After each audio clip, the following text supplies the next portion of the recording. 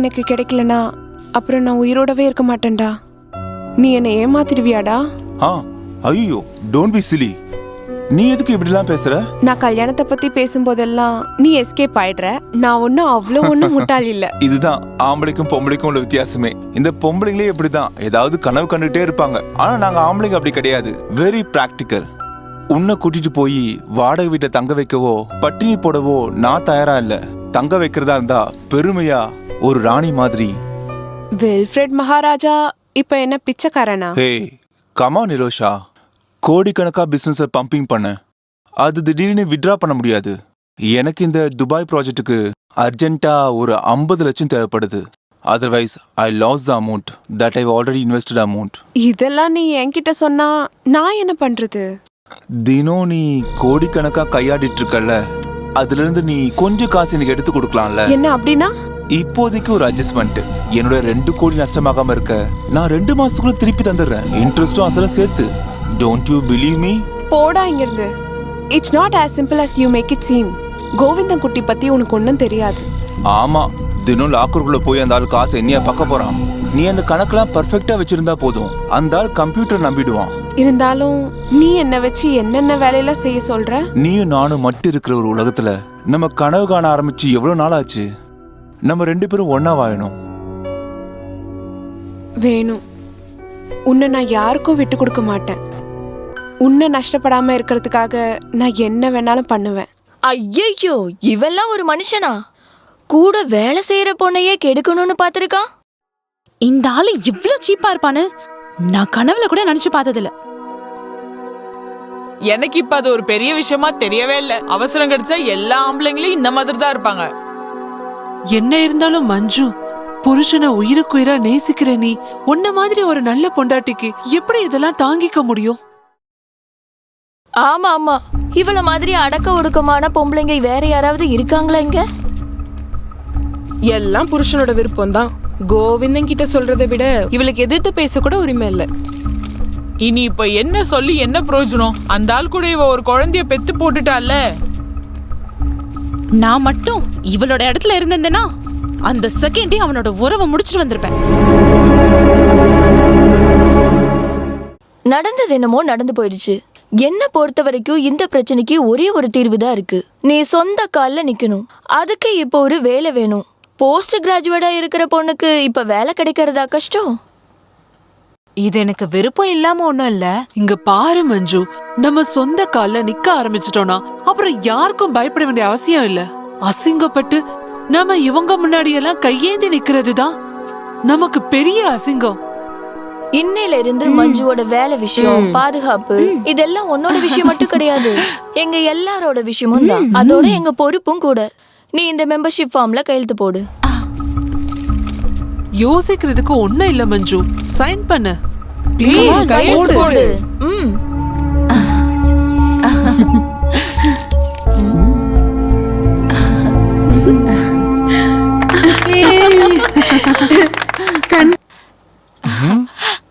இது மாமா உங்களுக்கு என்னோட முதல் சம்பளத்தோட ஷேர். இந்த எனக்கும் வேண்டாம்டியா? இது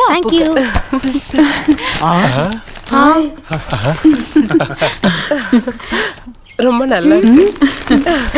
பிரமாதமா இருக்கு.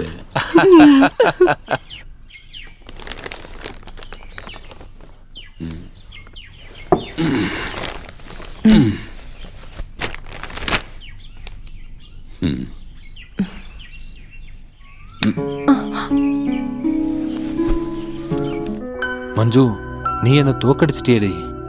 நான் ஒரு பழைய ஆளு, என்னோட பார்வையும் பழசுதான். என் கண்ணை துறக்க வச்சதே நீதான்.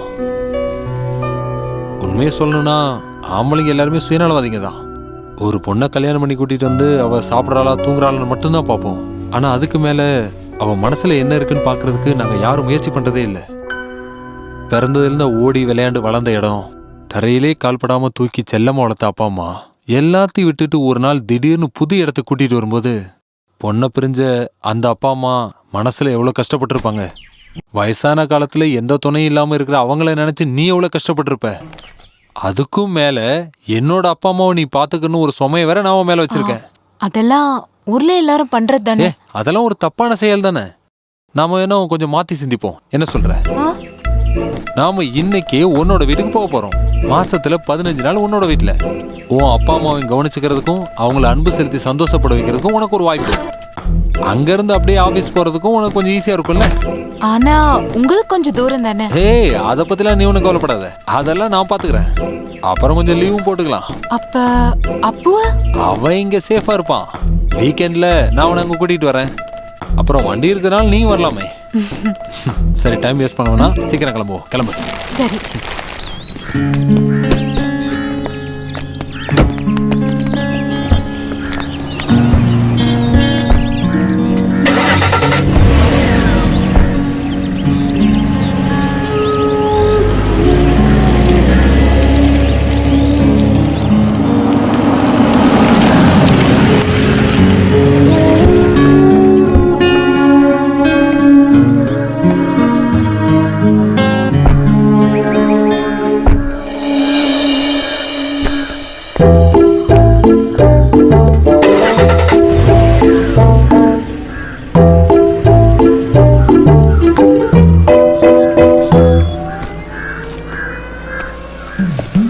என்ன இதெல்லாம்? நிறுத்துப்பா, நானும் பாத்துக்கிட்டே இருக்கேன்.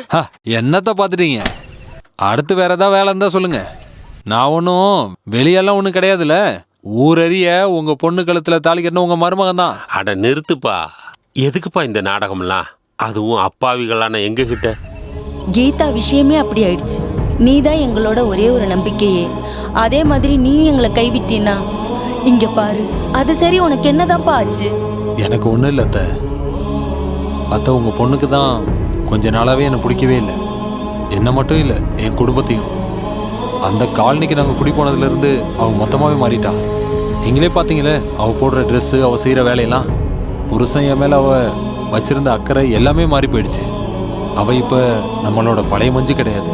அங்கே இருக்கிற சில ஃபெமினிஸ்ட் பொம்பளைங்களோட பேச்சை கேட்டு அவள் இப்போ என்ன அவளோட புருஷன் சொல்லிக்க கூட தயங்குறாமம்மா.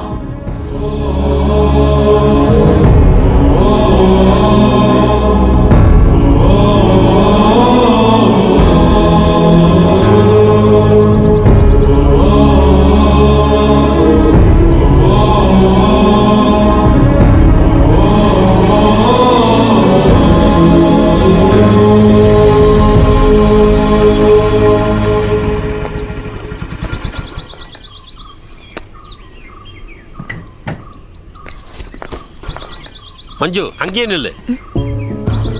உன் பிரச்சனை என்னன்னு சொல்லு. பிரச்சனையா? என்ன பிரச்சனை? இங்க பாரு, உன் டிராமாலாம் எங்க கிட்ட வேண்டாம். அந்த காலனியில தங்க போனதுக்கு அப்புறம் நீ ஆளு சுத்தமா மாறிட்ட. அந்த மோசமான பொம்பளைகளோட சவகாசம் வச்சதுக்கு அப்புறம் உனக்கு குடும்பமும் வேண்டாம், புருஷனும் வேண்டாம், அப்படித்தானே? அப்பா நான் வேண்டாம். கோவிந்த குட்டி எல்லாத்தையும் சொல்லிட்டான். ஓஹோ, இதுதான் உங்க பிரச்சனை. சொந்த பொண்ணு மேல நம்பிக்கை இல்ல, ஆனா எங்க இருந்தோ வந்த பக்கத்து வீட்டு பொம்பளைங்க ரகசியமா பாக்குறாங்க உன் தாலி எப்ப இறங்குன்னு. பொம்பளை பிள்ளைங்களுக்கு அதிகமா செல்லம் கொடுக்க கூடாது. எது செஞ்சாலும் பாதுகாக்கிறதுக்கு அப்பா இருக்காருன்ற நினைப்பு அவங்களுக்கு. இங்க பாரு, கல்யாணத்துக்கு அப்புறம் ஒரு பொண்ணோட வீடு புருஷன் வீடுதான். அம்மா வேண்டாம். எப்ப திரும்ப போற? இங்க தங்குனது போதும்.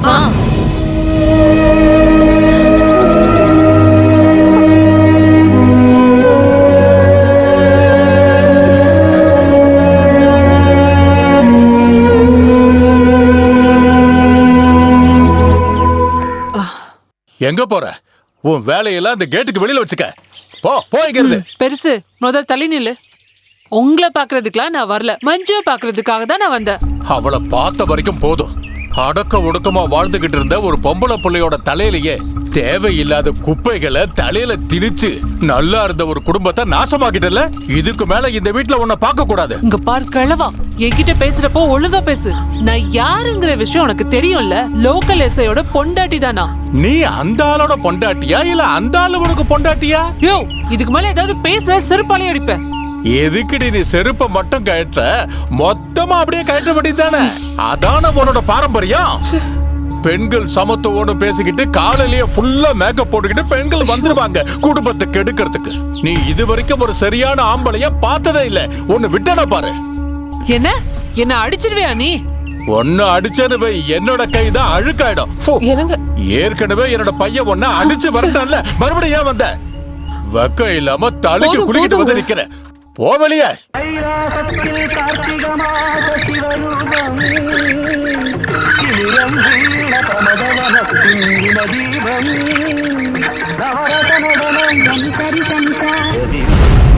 உன்னோட இந்த பூச்சாண்டி எல்லாம் உன் புருஷன் கிட்ட போய் வச்சுக்க. வீட்டுக்கு போய் நல்லா சோப்பு போட்டு குளிச்சு உன் மனசுல இருக்கிற அழுக்க எடுக்கிறதுக்கு பாருடி.